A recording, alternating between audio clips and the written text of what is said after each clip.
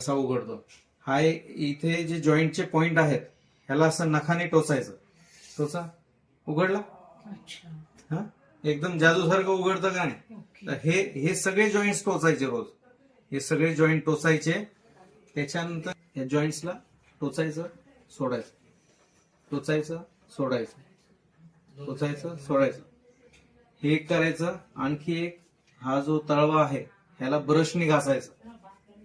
Basin घासायचं brush असतो ना round प्लास्टिकचा, त्याच्याने घासायचं. तर एक हे टोचायचं, दुसरं इथे आणि नंतर इथे.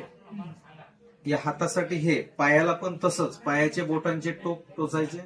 त्याच्यानंतर त्याचे जॉईंट्स पायाचे तसेच टोचायचे.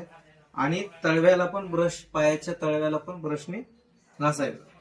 तसंच ह्यांना लेफ्ट साइडला पॅरालिसिस झालाय तर राईट साइडचा ब्रेन इफेक्टेड आहे. राईट साइड मध्ये इफेक्ट झाला ब्रेन तर काय होतं, ही बाजू जाते. आणि लेफ्ट साइड झालं तर ही बाजू जाते. काही लोकांची वाचा पण जाते त्याच्यामध्ये. आता जसं ह्यांची लेफ्ट साइड गेली तर ह्यांचा मेंदूचा जो भाग आहे हा प्रभावित झाला.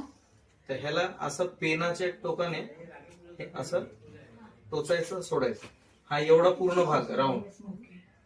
MRI आणि किंवा सिटी स्कॅन केलं तर ह्याच्यामध्ये मेंदूच्या भागाला रक्त पुरवठा कमी झालेला दिसतो. ह्याला आम्ही फ्रंटल रिजन म्हणतो. हे टेम्पोरल रिजन आहे, हे ऑसिपिटल आहे. तर हा एवढा भाग आपण पूर्णच कव्हर करू ना.